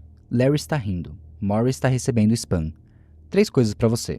Talvez 4. Primeiro, o sobrenome é pronunciado com um A longo, como em Haber. Segundo, Richard mal consegue escrever bem. Terceiro, você me deixou de fora. Obrigado. Quarto, se você entrar em contato comigo de volta, eu te darei sua resposta. E te direi o porquê.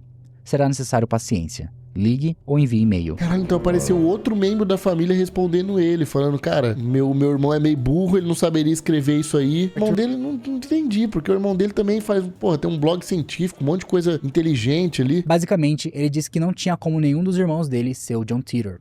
Mas foi um segundo e-mail que o Arthur enviou que deixou esse mistério muito mais interessante. Oi, John. Sem desrespeito, nós achamos isso engraçado. Embora nesse momento imediato eu não tenha a resposta exata do meu irmão, Larry tem sido uma piada aqui, que cresceu e virou lenda popular. Tenho certeza que terei uma resposta em breve. Redigido. Morris se divertiu muito com isso. Nós, ele, nunca pensamos que alguém o consideraria. Claro que ele poderia estar me enrolando, mas ele diz que não é ele, e eu tendo a acreditar nele. Como não sabe que esse cara é esse cara também, que não é mais um louco se passando por alguém? Como isso aconteceu há muitos anos, aqui está minha crença da parte da família. Brandon, filho do Larry, começou isso. É apenas a minha opinião. Quando isso começou e ele tinha idade suficiente, eu o apresentei aos livros de ficção científica, e em particular, dei a ele Time Police de Paul Anderson, junto com sua paixão pelo Exterminador do Futuro. Eu acho que se foi ele e o Larry entrou com o cérebro, e talvez o Brandon tenha trocado ideias com Redigido. Como somos uma família unida, talvez um pouco de estilo de escrita ou comunicação verbal do Maury tenha passado para o Brandon. Eu não posso dizer se até mesmo o Maury talvez tenha... Apareceu mais uma pessoa na porra da história, velho. O filho deles agora, meu Deus do céu! Caralho, essa porra desse viajante do tempo, velho. Foi escrito então porque uma criança, velho. Que criança é essa, velho? Que fica entrando em fórum fingindo que viajou no tempo, mano. Porra, tá vendo como o Roblox foi importante pra criação do mundo? Olha aí, o Minecraft poupou a gente de ter esse estresse aqui que as crianças não tinham o que jogar. Ele não vai admitir isso. Apenas para sua informação. Dada a quantidade que Maury escreve sobre segurança na internet, e escreve muito, não posso desmerecer o trabalho que você fez. Mas isso aponta mais para o Brandon do que para ele. Richard, você pode descartar. Eu não consigo ver habilidade ou conhecimento no meu irmão. Eu não sei porque o Rasmus redigiu tanta coisa nesse e-mail, até porque parece que não era nenhum tipo de informação sensível que poderia vazar. Mas mesmo assim, ele redigiu. É estranho, mas é a informação que a gente tem para agora. Basicamente, nesse segundo e-mail, o Arthur falou que provavelmente a pessoa por trás do John Titor é o Brandon Haber, o filho do Larry Haber, que já tinha aparecido em uma entrevista no YouTube em um vídeo de 2010. O problema é que em 1998, quantos ele tinha? No ano do primeiro fax enviado pelo John, o Brandon tinha 9 anos. Porra, tô falando! Pequeno gênio, gênio do crime. Na época das postagens nos fóruns, ele tinha 11 anos. Mas não tem como, velho. Mano, não tem como. 11 anos eu era um palerma, velho. Eu ainda sou. O que eu falava com 11 anos? Qual que é o meu maior conhecimento? Dragon Ball. Eu poderia descrever como o Goku vira Super Saiyajin. Eu nunca conseguiria descrever um artigo científico que um computador da IBM tem um código secreto que tem que voltar no tempo pra... Não tem como. Não existe a menor possibilidade do Brandon ser o autor por trás do John Titor. É como se o Arthur estivesse tentando proteger o irmão dele, jogando toda a suspeita pro sobrinho, que provavelmente nem usava a internet naquela época. Pro Rasmus, essa era a prova concreta que o Arthur tinha assistido o vídeo dele, acusando o Maury Haber e estava tentando fazer uma forma de controle de danos. Sim. Ele estava tentando manter o segredo por trás do John Titor vivo. Então é isso, né? Faz sentido. Esse e-mail é a prova definitiva que o Maury Haber é o John Titor. Na verdade, a resposta é um pouco mais complexa do que isso. O verdadeiro John Titor. Mano, eu quero que se foda quem é agora. Por mim pode ser o Lucas Rangel. Eu ficaria satisfeito se falarem que é ele, sabe? Enquanto a família Haber, que estava na mira de todos os investigadores desse mistério, seguia negando todas as acusações, uma única pessoa estava afirmando ser um dos autores da história do John Titor em várias entrevistas.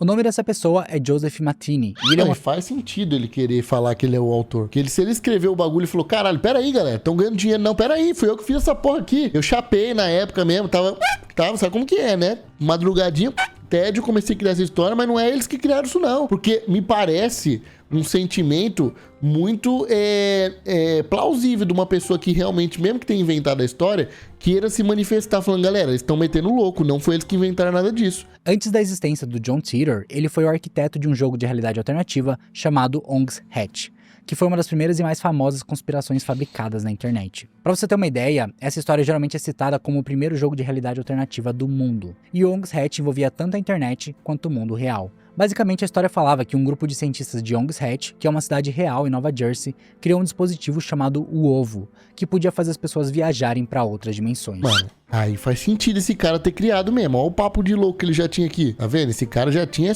já tinha o cérebro virado pro Teletubbies aqui. É uma história com bastante ficção científica e misticismo por trás, o que tá muito ligado com a história que a gente viu do John Titor. Mas o Joseph encerrou o projeto em 2001, porque de acordo com ele, a história começou a atrair muitos teóricos da conspiração que começaram a estragar o jogo. E 2001 foi mais ou menos na mesma época que o John Titor começou a viralizar na internet. Então, baseado nessa experiência que o Joseph Mazzini já tinha, até que faz sentido a possibilidade dele ser a pessoa por trás do John Titor. Mas antes dele afirmar ser um dos criadores dessa história, ele deixou algumas pistas estranhas no blog dele. Se a gente acessar o site dele pelo Wayback Machine e ver a página em outubro de 2011, a gente consegue encontrar uma tag do John Titor no site. Clicando nessa tag, a gente é levado até uma página arquivada com 2 postagens de 2009, onde o Joseph foi convidado para o podcast do blog Alterati, para falar sobre o tema medo e repulsa na internet. Infelizmente, mesmo entrando na postagem, nenhum dos áudios foi arquivado, então não tem como a gente saber exatamente o que estava sendo falado nesse podcast. Mas lendo os comentários, eu não consegui encontrar ninguém mencionando se o Joseph falou que ele era um dos criadores do John Titor. Eu acho que se ele tivesse falado isso naquela época, isso com certeza ia ser mencionado em algum lugar. Mas ainda assim é 2009, né? Então, tipo assim, por que ele esperou, sei lá, 10, 15 anos pra falar que ele é o criador da parada? Mas o mais bizarro é que, voltando pro site do Joseph pelo Wayback Machine, em fevereiro de 2014... Mano, esse site é muito louco. Já viram esse bagulho? É tipo um site, esse Wayback Machine, que você volta no tempo de alguns sites. Então, tipo, por exemplo, você entrou num site X lá, que era um site que falava sobre, sei lá, como é a raça das araras. Aí você bota nesse site e aparece como que esse site era no ano X, em 2010, como esse site era, e mostra o layout do site. Muito doido, dá pra ver o YouTube nisso aí também? Olha aqui, ó, você consegue entrar em qualquer data, tipo assim, aqui é 2026, ó, tipo 2010. Vamos ver dia 21 de agosto de 2010 o YouTube. Ó como que tava o YouTube em 2010, aqui aparece os vídeos que tava na tela de recomendado, ó, Lady Gaga, Bad Romance, 8 meses atrás. Caralho! Não faz sentido, fio, cara. Cara, ele era muito grande, moleque. Ele escreveu um texto sobre o projeto John Titor na aba de trabalhos de escritas dele. Projeto John Titor. Alguém falou em John Titor? Livros, filmes e até uma série de anime foram inspirados por essa pegadinha midiática. Alguns preferem chamar de obra de arte conceitual. Cough, cough. Mas vocês não ouviram isso de mim. Vai ser só o nosso segredinho. Combinado? É um texto muito estranho, né? Mas o pior é que se a gente voltar para a página em 2013, ainda não existia essa seção falando sobre John Titor. Ela foi surgir só em 2014. Mas foi só em 2015 que o Joseph Mazzini afirmou pela primeira vez que ele fez parte do projeto do John Titor em uma entrevista para o podcast Project Archivist. Nessa entrevista, o Joseph Mazzini disse que o John Titor foi uma extensão do Long's Hatch. E de acordo com Joseph, existiram 4 John Titors. Ele era só um deles. Na entrevista ele menciona que ajudou a construir o perfil do personagem, a construir a parte da história política e propôs algumas coisas antigas de computador, como o IBM 5100. Além disso, ele afirmou que o nome John Titor foi baseado no John Connor, do filme Exterminador do Futuro. Eles chegaram até a discutir sobre o fato do principal suspeito de ser o John Titor naquela época ser o Larry Haber. E ele disse que o Larry era um mentiroso que estragou toda a história. Eles mencionaram até sobre o livro que foi lançado pela John Titor Foundation. E o Joseph diz que o livro está esgotado porque ele contatou a editora falando que ele era a pessoa por trás do John Titor e ia expor a fraude em público se eles não parassem de vender o livro. Ele não teve nenhuma resposta, mas 2 dias depois o livro foi removido da Amazon. Hoje em dia, uma cópia usada desse livro é super rara e custa quase R$3.000. Porra! É porque não deve ter muitas, né? As que compraram na época deve estar tudo perdida por aí. Quem guardou consegue vender caro. Quando perguntaram pro Joseph sobre as fotos da máquina do tempo, ele disse que uma das pessoas que fez parte do projeto era um construtor de adereços em Hollywood que fez a máquina do zero. Então, enquanto o Joseph agia como... Nem fudendo, não é possível, velho. O cara se dedicou a fazer uma... Mano, não sei, todo mundo mente, velho. Só tem mentiroso essa história. Como que o cara... Mano, não é possível, eu não consigo acreditar que o cara, produtor de elenco, falou: deixa eu fazer do zero isso aqui só pra postar um print num fórum pra 15 pessoas ver. 2 pessoas eram responsáveis por fazer as partes escritas e uma por fazer todos os adereços e visuais. Além disso, todos os envolvidos se conheciam através da indústria de TI e eram hackers por hobby. Então faz muito sentido eles terem o conhecimento de uma funcionalidade considerada secreta do IBM 5100. De acordo com Joseph, hoje em dia todas as 4 pessoas que estavam por trás do mistério do John Titor fazem parte de cargos altos na indústria do entretenimento. Gente! O que significa que os irmãos Haber, na verdade, nunca tiveram nenhum envolvimento na história do John Titor. Então quem que ficou o dono proprietário no fim das contas do direito autoral disso? Ele, então? E só apareceram quando viram que eles poderiam lucrar em cima dela. Que é uma acusação muito grave de se fazer. Até porque isso implica no fato deles terem roubado a história do John Titor para ganhar dinheiro em cima. Mas e se na verdade o Joseph Mazzini estiver mentindo?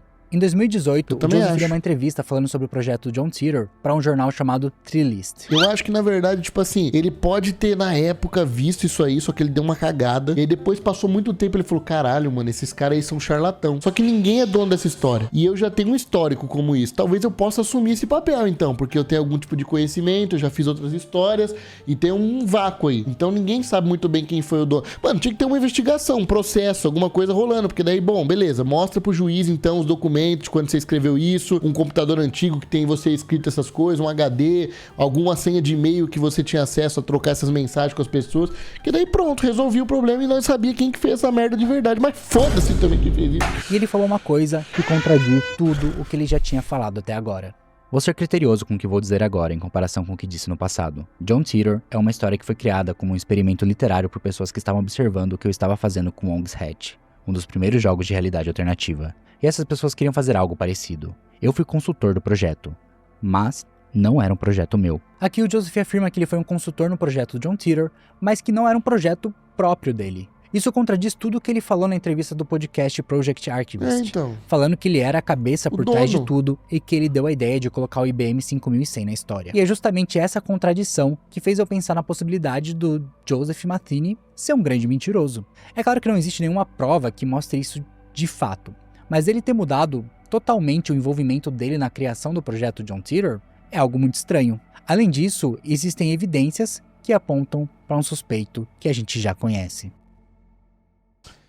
as últimas pistas. Você Tá, o que eu fico um pouco revoltado desse vídeo é que, tipo assim, nós começa a chegar perto, e vai falar quem que é, pum, cai tudo por terra abaixo, velho. Aí quando nós achamos que nós tá descobrindo quem que é, aí cai por terra abaixo de novo. Eu não sei. A real, depois de tudo isso aqui que nós viu, vai ter mais uns 10 minutos de vídeo aqui, mas tudo isso aqui que a gente viu, eu acho que nas conclusões finais mesmo, talvez a pessoa não tá nem mais viva, mano. Era realmente alguém resenhando, tirando uma graça, e aí nem sabe, talvez, que essa história tomou essa proporção. Sabe por quê? Porque é muito nichado. Tipo, eu tomei conhecimento dessa história hoje, e nós estamos em 2026. Então, tipo assim, com acesso à internet, tipo assim, várias coisas rodando, eu só tomei conhecimento disso hoje. Pode ser que a pessoa que criou essa história mora no interior de Michigan, e a pessoa nem sabe que isso aí ficou desse jeito, essa história. Lembra da análise que o John Hasimus fez, apontando para o Murray Haber como o principal suspeito de ser o John Titor? Por mais que o método dele fosse falho, ele teve uma ideia muito boa.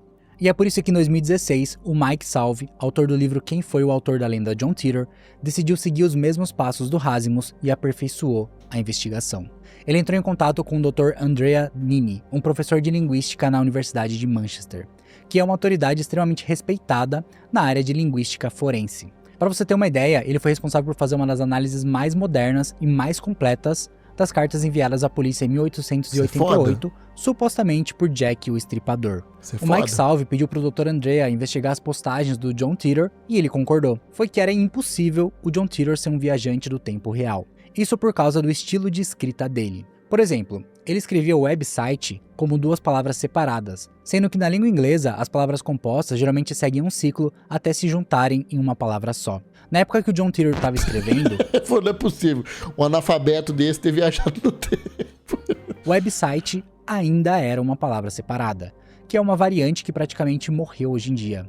É muito parecido com a palavra você da língua portuguesa, que muito antigamente era falado como vossa mercê. Caralho, velho, vossa mercê, ou difícil. Pô, que bom que abreviou, né? Imagina até hoje nós falar vossa mercê, é de novelas antigas, não é verdade? Além disso, o Mike Salve forneceu uma lista de suspeitos em potencial para a investigação, que incluíam Joseph Matheny, o autor de Young's Hat, Oliver Williams, o dono do site johntitor.com, e Murray Haber, o irmão do advogado que registrou o nome John Titor Foundation. Todo mundo que nós já desconfiava. Essa lista não adiantou de porra nenhuma também. Gastando dinheiro à toa contratando esse cara. O Dr. Andrea pegou várias amostras de escritas desses suspeitos e comparou com as postagens do John Titor. Depois de analisar todos os dados, ele chegou à conclusão de que o suspeito mais provável era Murray Haber. Isso significa que agora a gente tinha uma análise linguística forense real, completo, que poderia provar que Murray Haber era a verdadeira pessoa por trás do John Titor. Mas existe uma observação por trás de tudo isso. Meu Deus do céu. Porque essa análise só funciona se a gente levar em consideração que o verdadeiro John Titor estava na lista de suspeitos que foi investigada. Isso não diz que Murray Haber era o John Titor definitivamente. Pode ser uma o que ela pessoa que diz não tá na é lista, que entre os suspeitos investigados, o Murray Haber é o mais era o mais provável. Mas eu acredito muito na possibilidade dele ser o verdadeiro John Titor. porque existe mais uma evidência que aponta para a família Haber. Isso porque em março de 2022, o dono do Time Travel Institute, que era o fórum onde foram feitas as primeiras postagens do John Titor, fez um post falando sobre o endereço de IP das mensagens antigas do John. Quando eu comprei o Time Travel Institute do MOP, ele me deu o backup corrompido do tópico original. Fiquei animado porque talvez tivesse dados de IP, mas era um arquivo de texto bagunçado do software antigo. Nada de interessante. Não tenho mais aquele e-mail. Meu Gmail foi excluído há anos. Mas perguntei a ele sobre o endereço de IP, e ele disse que tinha verificado quando as postagens estavam acontecendo e elas estavam associadas ao sistema escolar de Celebration na Flórida. Tenho quase certeza de que algumas pessoas já sabiam disso, mas esse foi um relato em primeira mão que me foi transmitido. Até agora, a única pessoa com ligação à cidade de Celebration na Flórida é o advogado Larry Haber, que aliás é uma cidade com uma história bem interessante. Voltamos lá pra trás, então. A cidade de Celebration na Flórida nasceu de uma ideia do próprio Walt Disney na década de 60. Ele queria criar uma cidade futurista e tecnológica para as pessoas morarem. Oficialmente ela foi fundada em 1994, mas seus primeiros moradores se mudaram para lá em 1996. Você consegue imaginar quem foi a primeira família a se mudar para Celebration? John Titor. A família de Larry Haber. O mesmo Larry Haber que já trabalhou para a Disney por mais de 7 anos. Isso significa que durante as postagens do John Titor, entre os anos 2000 e 2001, com os IPs de Celebration, o Larry já estava morando na cidade. Mas isso não prova a possibilidade do irmão dele, Maury Haber, morar lá também, a não ser pelo fato do Arthur Haber ter enviado um e-mail contando que a família dele é muito unida. O que significa que eles tinham um contato muito próximo e provavelmente moravam perto um do outro. O comentário que mandaram aqui enquanto nós estamos fazendo o vídeo. Já nem sei quem eu sou. Mano, eu tô pensando nisso também. Tipo assim, eu acho que eu não sei mais quem eu sou. Talvez eu seja o John Titor. Talvez você que tá vendo seja o John Titor. E a partir do momento que o Maury percebeu que a história que ele criou começou a viralizar, ele pediu a ajuda do irmão para monetizar em cima do mistério do John Titor. O fato do Larry Haber agir como um profissional de relações públicas e postar material do John Titor no próprio canal do YouTube só pode indicar que ele tá encobrindo alguém próximo. A única coisa que não faz sentido pra mim, em toda essa história, é a possibilidade do Joseph Matheny ter mentido sobre ser um dos autores do projeto. É isso aí, ele ficou de xereca aqui, né? Porque, tipo assim, ele falou assim, mano, deixa eu aproveitar que esses caras tá todo mundo meio perdido, ninguém é dono de nada, eu vou falar que eu sou, porque eu tenho propriedade no assunto, eu já fiz um jogo parecido, e depois desmascararam ele, né? A credibilidade dele foi pro caralho. Pode ser que ele realmente estava falando a verdade, e que a família Haber só aproveitou o hype da história do John Titor pra lucrar em cima. E é por isso que, mesmo depois de 20 anos, a história do John Titor ainda é um grande mistério. Eu acho que a gente nunca vai ter uma resposta definitiva sobre quem era a pessoa por trás de tudo isso.